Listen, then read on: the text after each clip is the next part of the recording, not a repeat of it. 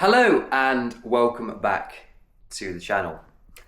It's now the Friday following the big race that was the London Marathon. My legs are starting to come around now. They're starting to feel a little bit better. And they don't feel sore anymore, which is a big plus. So I actually feel like I can actually squat again. Just check. Yeah, we can. So that's all good. And so, of course, we're going to go out on a little run today. I'm going to run by feel for the most part. This could end up being 10 minutes, it could be 30 minutes, it could be an hour. Probably not going to do more than an hour because I'm still kind of getting back into running. And I don't want to do too much following a marathon. That would be a big no-no. Don't get me wrong, I am very tempted to go out and run another marathon this weekend. I know there is a marathon this weekend in Newcastle, I looked up. But I'm not going to do that because that would not be that'd be a pretty dumb idea a week after a hard marathon where my body shut down. So in today's video, I'll give you my initial impressions of one of my actual new favorite shoes. I actually picked up at the London Marathon Expo. And this is, I can't lift my foot up that high, I'll have to take them off.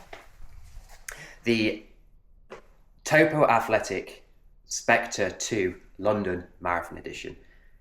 This shoe, I think, is a very underrated shoe out there and should definitely be more popular than it is.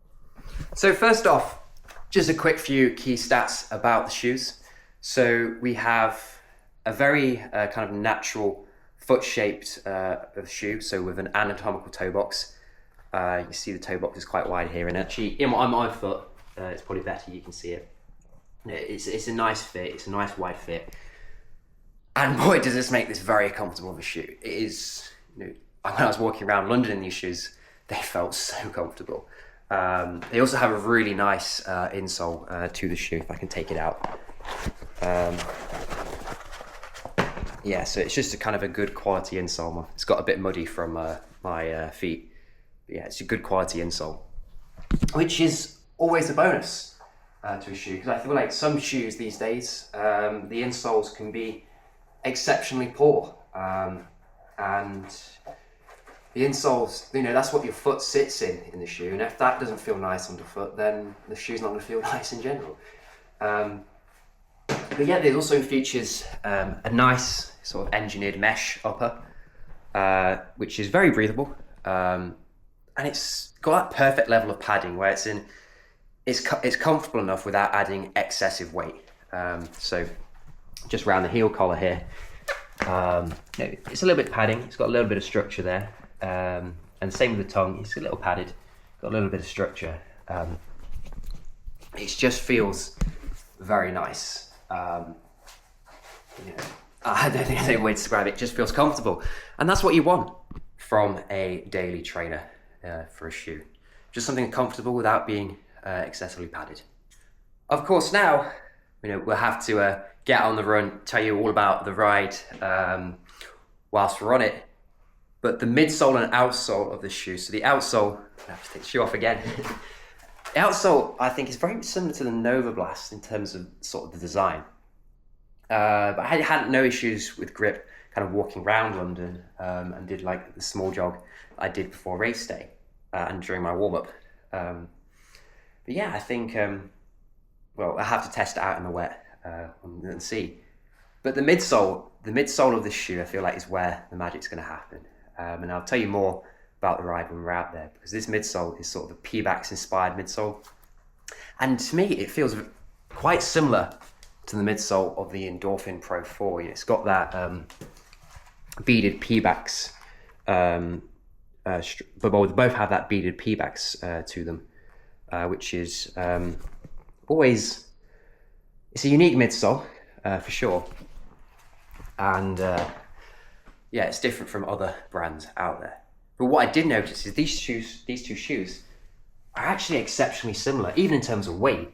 The Spectre 2 only comes in at 5 grams heavier than my Endorphin Pro 4, and these are both in the same size, UK 9.5, US 10.5. So I think it might be because the Endorphin Pro 4, this midsole, is a little bit denser. It's a little bit more firm than the Topo Athletic Spectre 2. But yeah, that's kind of just the quick stats on the shoes. Let's get on the run and I'll tell you how they feel whilst we're out there.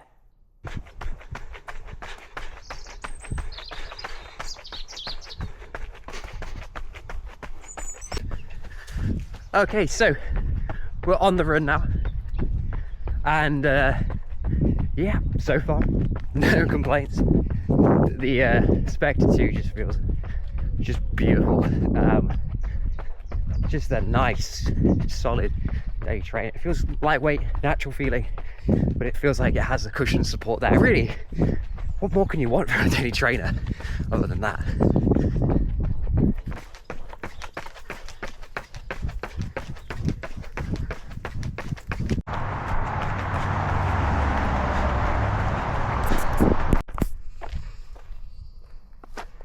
Ooh, nice little sheep and lambs. It is spring after all. The lambs are coming out in force.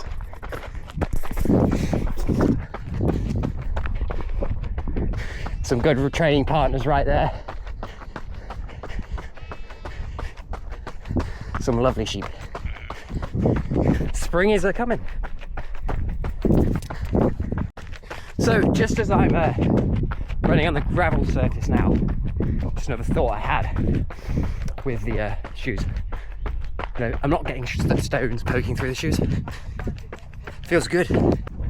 I suppose I kind of forgot to clarify. You know, Topo aren't paying me to do this review. I bought these shoes with my own money. This is a 100% honest review. But Topo, if you're willing to support me in any shape or way possible as I try to make the Olympic marathon in the coming years, feel free to help me out. Yeah, I'm trying to make it as a runner. You know, I'm almost there. The 10K is under 29 minutes. You know, probably gonna get that under 28 in the years to come.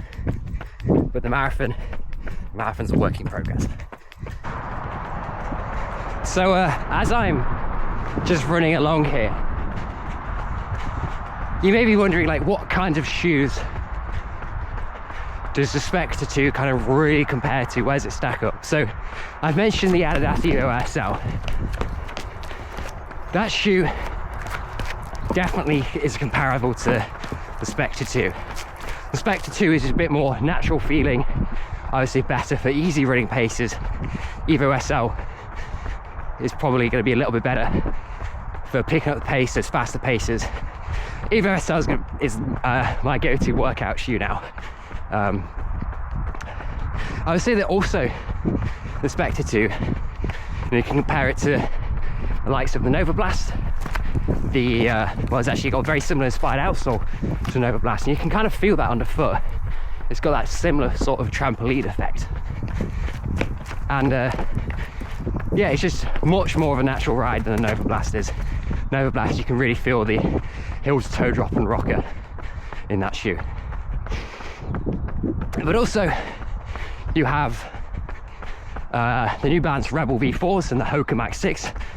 Definitely on a similar wavelength to the Spectre 2, but the Spectre 2 definitely, I'd say, is a better shoe overall, given you've got a little bit more of a bouncy feeling midsole, and it just feels more comfortable than both those shoes too. I mean, the Rebel is slightly lighter, I think, but it's also got a much lower stack, and it's not as protective on the foot. So I'll probably do a comparison video. I just wanted to fly. I don't know if you saw that come in on the camera lens. That was horrible.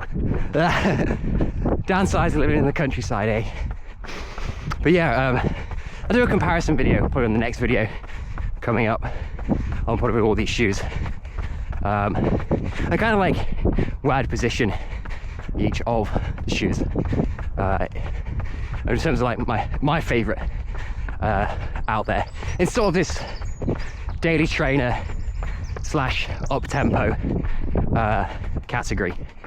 So those daily trainers you can not only do your easy runs in, but you'd also could quite happily take for a workout or tempo run. The kind of trainer you would like, if you only could take one shoe to parkrun to do a warm-up and cool down in, and the parkrun is, let's say, on Parkland Pass, it's not on a nice road, you don't want to take your carbon plated shoes because you'll maybe have a chance of ruining them, and chewing up the outsole. You don't want to take just a heavy bulky shoe because you're not going to be able to run fast in that.